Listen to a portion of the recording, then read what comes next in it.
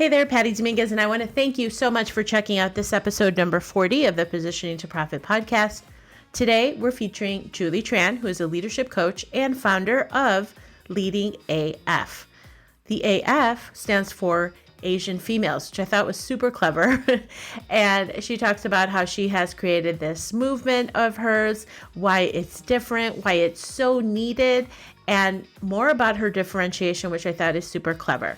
She's also a proud foster mom and wife, and an all-around really fascinating individual. So you're going to get to connect with Julie, hear about what she's got cooking, and I hope you love this episode as much as I loved hosting it with Julie Tran.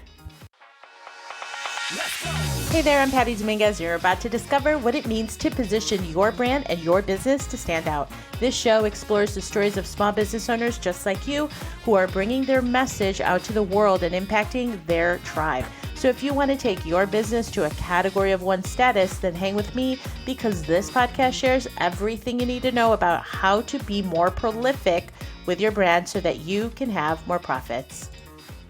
Julie Tran, welcome to the Positioning to Profit podcast. I'm so happy to have you here. Thank you. Thank you so much for having me, Patty.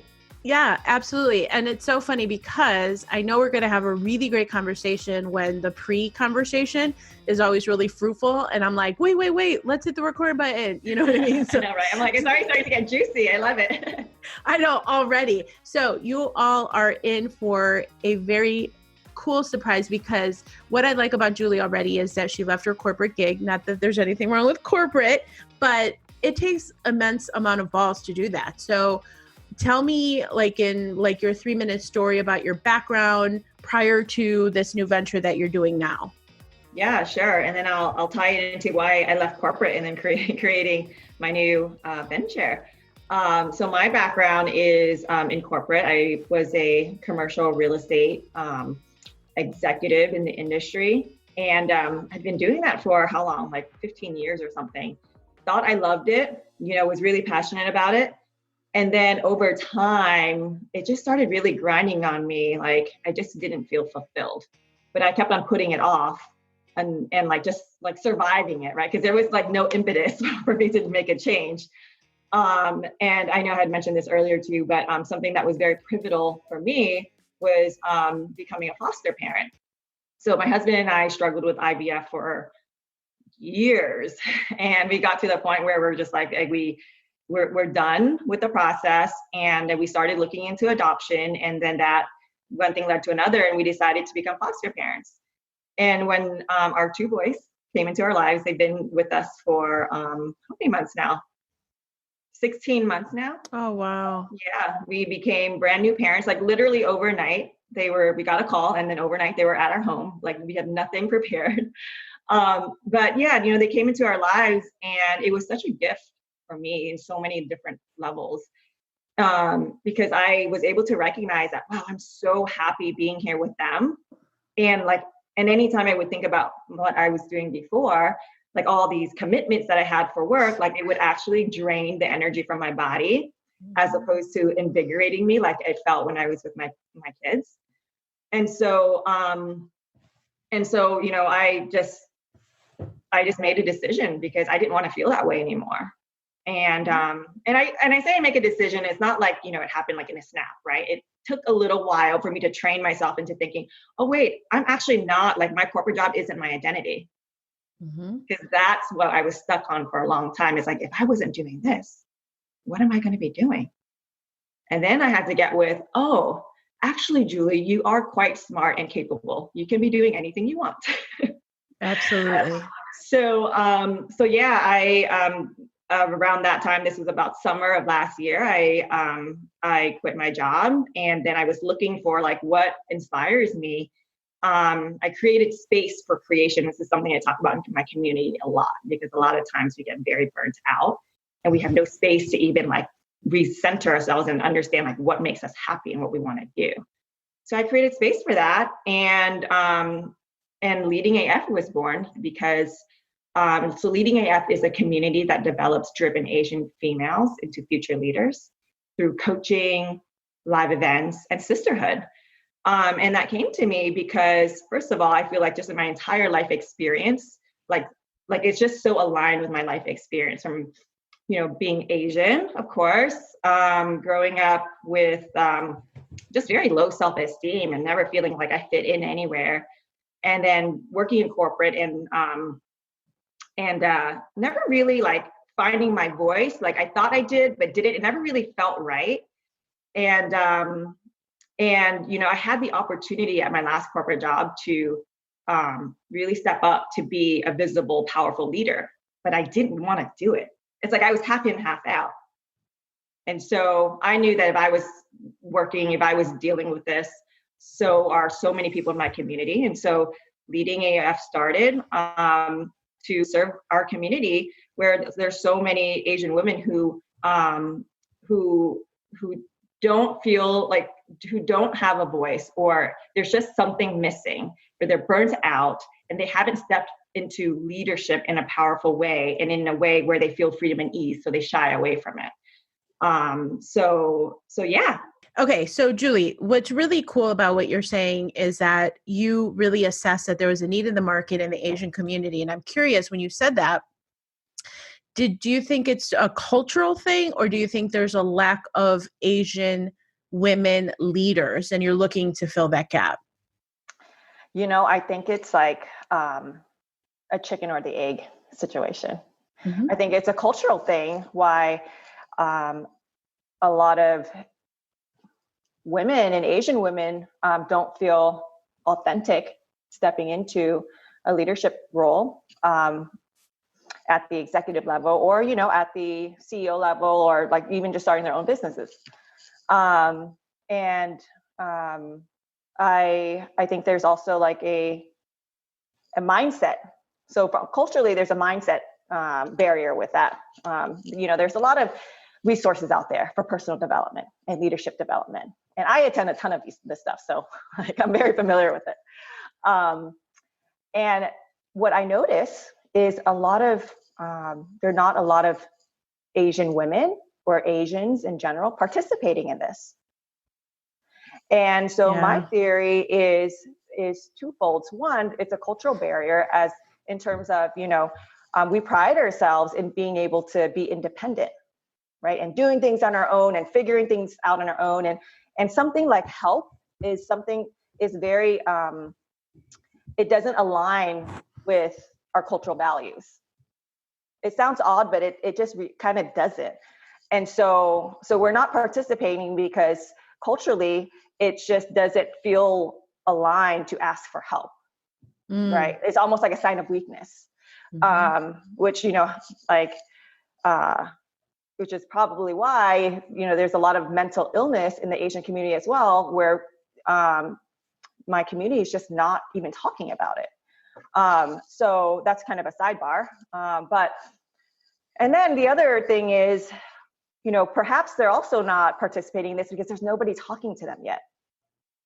Right. Because it's so interesting, because when I was introduced to you by our mutual friend Tara Romano, and I saw what you did, and then you talked about Asian women and leadership, and I was like, that's so interesting. And I've been now an entrepreneur since 2013, January of 2013. I'm like, I don't ever recall there being an Asian woman leading a cause like what you're talking about. So very specifically. So I'm like, wow, I think this is a blue ocean opportunity. So with that said, totally. Are you finding that people are connecting with the message that you have? And if so, what is the core message? Is it leadership? Is it self-love? Because I've been scoping you out a little bit. Like, what do you think is hitting the mark and is getting attention? Yeah, well, I think that everybody I talk to has been like, this is needed. Thank God You're doing this. Like, that like it should have been done before, So it's really resonating with my community. And my message, when we talk about leadership, right, it's not isolated from the rest of your life. Everything is so interconnected, as you know, and as most of your audience knows. So my marketing is all about leadership, and my message, which I totally fully believe, and this is so much of like a big part of who I am, is being an authentic leader, being your own personal brand of leadership, not the way that society tells you to be, because I think that that's the miss as to why so many of us in our culture don't really take it to that next level, is because they feel like, and I say they, but I'm talking about myself and to myself, feel like it's not for them. It doesn't resonate with them because they're acting and they're being somebody that they're not. But what if we can be so authentic to who we are that we just organically embody being a leader? And that's the message that I want to spread, is that you don't have to be like what people say you should be. Just be who you are. Get back to who you are and live life on your terms, and you'll organically be a leader. That's beautiful. And so what is it that you offer? Like, what is it? Coaching? What's your program? Yeah, so I offer coaching. I offer leadership coaching, and within my community, right now it's a free private community where I provide coaching content on like a regular basis to get people. I mean, my main goal of that is to spread awareness about what leading AF is and the mission of it. Ultimately, we're breaking the bamboo ceiling. Have you heard of that term before? Yes, I have. Yeah. Yeah. We're breaking the bamboo ceiling. It exists. It doesn't need to. And I really think that, so much of it, not entirely, there's a lot of structural things out there that needs to be addressed, but so much of it also has to do with our internal psychology, right? And so the approach I take is the internal psychology. And like, what is stopping you from taking that next step? What is it about, that next move that's scary? Or, even things like we address things that are very fundamental to our culture, which is people pleasing. Like within our culture, for example, I love so many things about it. And it's such a big part of who I am. And I'm so proud to be a Vietnamese American immigrant. I literally was born at a refugee camp, and my parents risked their lives. They almost died at sea getting us here. And so I'm so proud of my culture. And at the same time, I've gotten to the point where I'm recognizing that some of the things that I'm proud of, there's another side to it, a few of our cultural, quote unquote, stereotypes are working really hard, respecting your elders, and working really hard, respecting your elders, and working really hard, respecting your elders, and not questioning authority, right?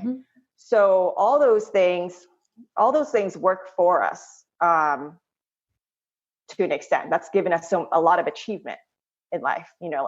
We're considered the model minority because we work really hard and we don't really ruffle any feathers or rock the boat. We just kind of we just stay really focused. And the thing is, that works to an extent. It gives us a lot of achievement. The problem is it gets dangerous when we become people pleasers, because we don't question authority, because we're programmed to respect our elders, right? Well, there's nothing wrong with that, but it's just not natural for us to question authority. And we also base our worth on how hard we work. Right. It's so good because, typically when I'll talk to different coaches or different people that offer this type of guidance to other people, I'll say, okay, well, what is it that makes you different? And inherently what leading AF, and I'm assuming it stands for Asian females, right? Yeah. Which I think is so genius. Leading Thank AF. you. Because it's genius and memorable. And to me, it gives an indication of where your brand personality is, by saying AF, which is really clever. Thank you. When you look at that from a differentiation standpoint, everything you stand for is really, in my interpretation, based on what you're saying, is really rooted in honoring these cultural conditioning elements that really make you who you are at the core.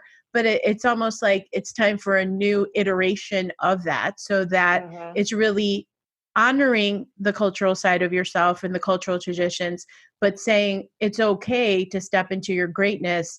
And inherently, I know, like, from what you're saying, it's like just honoring who you can be, who you really are at the root, right? And so it is possible to have both, but without sacrificing or compromising what you really want, if that makes any sense. To me, it's just like resonating so deeply that the differentiation is very, very clear. Which is a good thing. Thank you. Yeah, thank you so much. Like I know that we can simultaneously celebrate our culture and acknowledge everything that it's done for us and our contribution to it, and vice versa. And at the same time, have the courage to recognize what's working for us and what's not. Yeah. You know, because the impact is, like, just look around. There's a huge leadership gap in the Asian community. Yeah. That's the impact. And if we continue to keep on doing things the way we've been doing and keeping our mental models and our possibilities limited, what is that message does that send to our brothers and sisters and our children? You know? So, yeah. So curious for you, like, what have you tried on the marketing side of things that has not worked? What have I tried on the marketing thing? Oh, this is funny. I love this question because you were talking about the name of Leading AF. And I couldn't even start my business until I had a name. And so I was playing with different names out there, and I wanted it to be an acronym. So Leading AF can also, the acronym for that is also LAUGH, which is like joy and fun, which is something that was really important to me. But initially it was Loud Asian Females. And everybody so when I spoke to my Asian friends and contacts, they were like very concerned, like, no, that's not appropriate, right? But when I would speak to my friends who are non-Asians, they're like, oh, that's cute. Okay, we're about halfway through with this episode, but I wanted to make sure that you knew about my new Positioning to Profit quiz so that you can discover how to use the key pillars of positioning to give yourself the ultimate edge for your business. It's an assessment, personalized plan of action to overcome these roadblocks that are keeping you from even more profit. So head on over to positioningquiz.com. All right, let's continue with the show. You know, but I realized that they're not my audience. I have to serve my audience and my community. Exactly. And so, so that didn't work, but something better was born out of it, which is Leading AF. Yeah, for sure. It's so good. Because initially when I was introduced to you and I saw the name, I'm like, Leading AF. Okay, get it. But then I'm like, the whole Asian side of it, I'm like, oh, that's so clever. You know? Yeah, and I'm so glad you got that because still some people to this day, which gets me a little bit like, oh, maybe it's not clear enough, but some people still they don't connect with like what the meaning of that right away. And so, when you have to explain to people what it is, there's like, you don't necessarily want to do that when you're marketing. So, but thank you for getting in here right away. Yeah. You're my people, Patty. Well, here's an interesting question that I think I already know the answer, but I'd love to hear from you is like, what do you think is an untapped opportunity in your marketing, right? So because you're marketing specifically to Asian females, like where do you think your marketing is headed? Because I'm marketing to Asian females. Yeah, right now, and I'm not sure if this answers your question, but right now it's my target is Asian females. And I'm the long game is to shift the mindset to going from mostly like, it is what it is to, oh wait, I can create my own possibilities and I have the power to do that. Right. Yep. And then the mindset of also investing in yourself. Yes. So get the coaching, or whether it's from me or somebody else, go to transformational events. I've attended a ton of them. I'm still participating in them now. Just build a team around you to support you in this. And what I see for Leading AF down the line is for me to host my own transformational 3-day events, because there's nothing like that out there right now that serves my community. directly. And I know that I can get through to them and resonate with them. And I've already done I that. love that. Yeah. Yeah, I love that. I have a friend of mine. She is a leadership coach for women in Japan. So she works with the Japanese market for women executives. And her big thing was, yeah, like culturally, she said in Japan, people don't really recognize that they need this because there's no awareness. So part of her challenge has been building awareness of how this is going to make you a better professional, a better person, so it not only impacts you professionally, but personally. So for you, it sounds to me like there's that same element of almost education, letting them know like how, wow, this is such a critical piece to having a fuller life, if you will. And that's been so almost like a bridge, right? A bridge to get them to identify, like, if you have this, then you'll have more success and more fulfillment and all of that. And so that it's so interesting that you're saying the same thing. It's here in the US, like her market is in Japan, and it's solely Japan, if I'm understanding correctly what she does. But it sounds like it's really blue ocean for you in providing that level of awareness for people. It's not as saturated as the regular market, right? Where there's different entrepreneurs and there's leadership and mindset and this and that. Like, you literally have an untapped market, which is super exciting. Yeah, it is really exciting. And then to that point, I don't want to be the only one.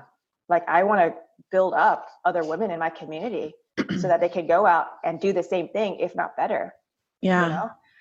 Because like you said, it's just this blue ocean out there right now. And there's such a big opportunity for us to empower one another. And the more we can come together to do that, the better, the stronger we are, and the stronger we will be in chopping down this dang bamboo ceiling that I keep talking about. I love that. I love that. And it's really exciting to see. Okay. So some random questions for you. Person, place, or thing. What are 3 things that inspire you? Person, place, or thing. 3 things that inspire me.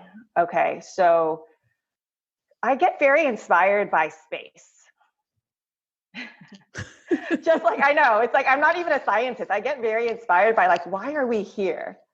Yeah. You know, like, what is our purpose here? And like, there must be a bigger plan, or I don't know. There just must be something bigger than us, like in what you see. And so I'm very inspired by, by what's out there. And to me, that's like this space and the sun and the moon and the galaxies, like all that stuff. Right. And I like to picture myself like bigger than just me in this body. So that's very inspiring for me. My sons, for sure. Because, I felt I don't know if I mentioned this. I think I might've mentioned this earlier in the show, but I had suffered from anxiety and depression for a long time. And I forgot, and I was just very serious. Like, I remember one morning I was getting ready for work, and I was looking in the mirror, and this is while I was still working at corporate.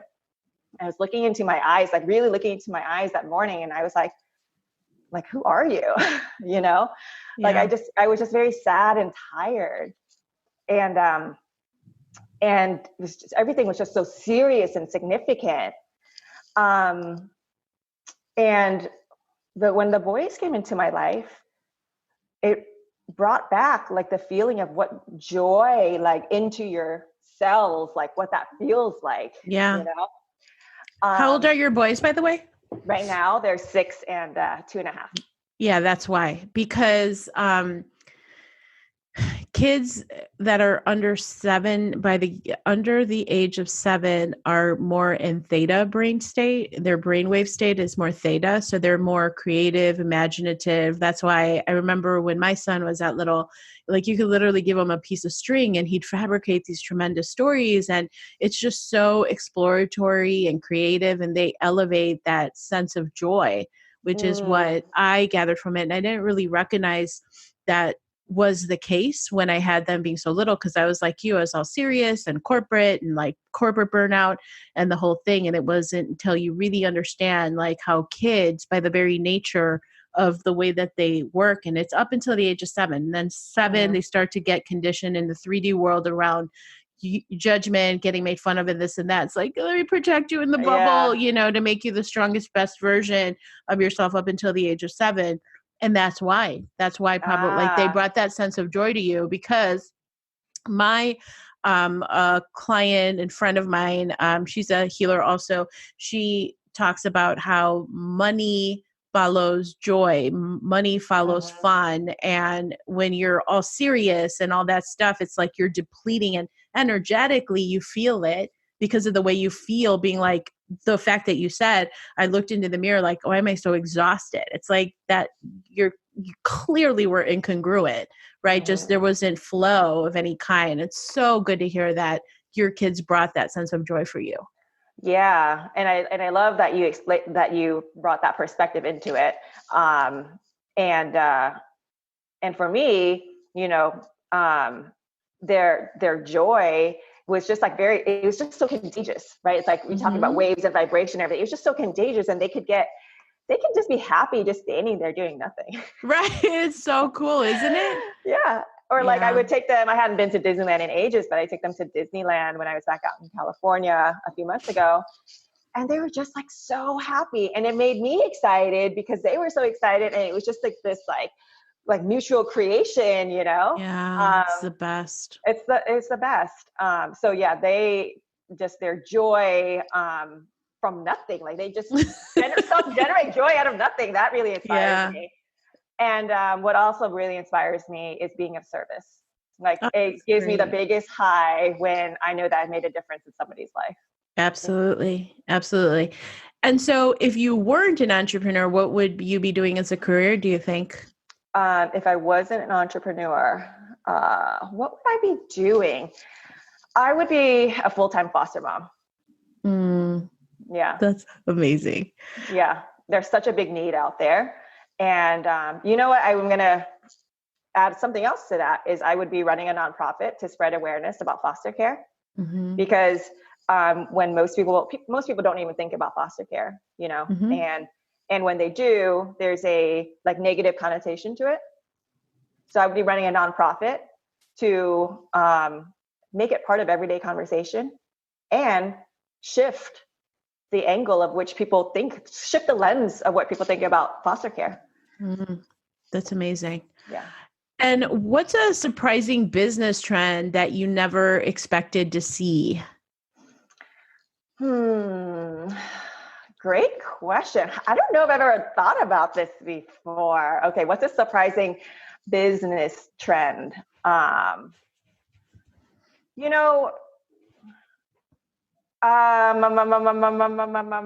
would say personal brand. I grew up in marketing was not something that I did commercial real estate, right? I was an investor, right? So I have some experience in marketing, but it never was like a big part of what I did. But now that I'm an entrepreneur and working on my brand, and also just like with the whole sort of sea change in influencers and digital marketing, the younger me was not present to the importance of personal brand and how that has taken off. Yeah, it's so critical. And it's the reason why people will connect to you as opposed to somebody else, even though most people will say, well, my mousetrap is better. We talked a little bit about that on the pre-roll. It's like people don't do it for the accreditations or the certifications you have, but for the hope that they see that you provide for them and for the KLT, know, like, and trust factor. That's really what that's about. And then, and adding to that too, is they want to have fun with you. Exactly. Patty, when I read your website, I was like, oh, Patty's my girl. She's like referencing Fresh Prince of Bel-Air, and she does ketogenic and she loves carbs.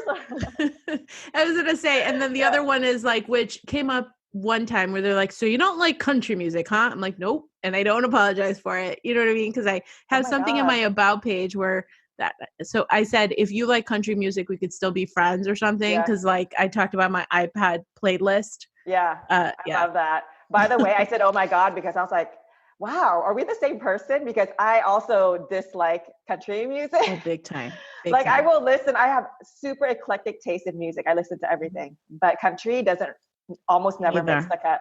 Me neither. It's like there's no reason for it. Exactly. All right. All right. So as we're wrapping up, what positioning advice would you give someone who is looking to grow their business? And the reason I say this is because you have this beautifully crafted blue ocean positioning opportunity. What advice would you give? Sure. What I would give is the advice I would give is really hone in on the problem that you're solving and for whom. Yeah. You know, and the message you want to send is before target audience, you experienced this and felt this way. I have a solution for you. After, you can feel this and have that problem solved. You know, so that can if you can position yourself to address that before and after, that solving that problem, then just first of all, you're going to feel really passionate about what you do because you're clear. And second of all, your audience is just going to come to you because you're so clear and you're so passionate and you're just going to be talking to them. So it just takes out a lot of like guesswork, which is where the world I was swimming in before until I got clear. That's perfect. That's exactly it. Because at the end of the day, entrepreneurs, we provide solutions to people's problems, and that's how we add value in the world. So I couldn't agree with you more. Okay, Julie, how do people get in touch with you to find out more about Leading AF and what you have going? Awesome. The best way to get a hold of me is through my Instagram handle, which is Lead with Julie Tran. Lead with Julie Tran, and any of the other links that you're going to find in the show notes of the Positioning to Profit podcast. Julie, thank you so much for being on the show. I think we should definitely catch up with another show because I want to see the evolution of what you've created with Leading AF, because I absolutely believe it's something that is so needed, and it's just like primed for just complete domination, which is really exciting to see because I don't see that all too often where things are just like, oh my God, this is so clear that people do this. So it's really, really exciting time for you. Awesome. Thank you so much. And it was such a pleasure jamming with you here. I had so much fun. Awesome. And definitely I would love to come back. Thank you so much for checking out the Positioning to Profit podcast. If you haven't already done so, please make sure to hit that subscribe button so you don't miss any new episodes. And also, it would mean the world to me if you would take a quick moment to leave a rating and review on iTunes, Stitcher, SoundCloud, or your favorite podcast player. It really helps to get the word out about the podcast and, of course, the featured guests. And lastly, please make sure to connect with me on social media, Facebook, Instagram, Twitter, LinkedIn. I'm on all of them. And use hashtag positioning to profit so that I can search you out and connect that way too. All right. Thanks so much. See you next time.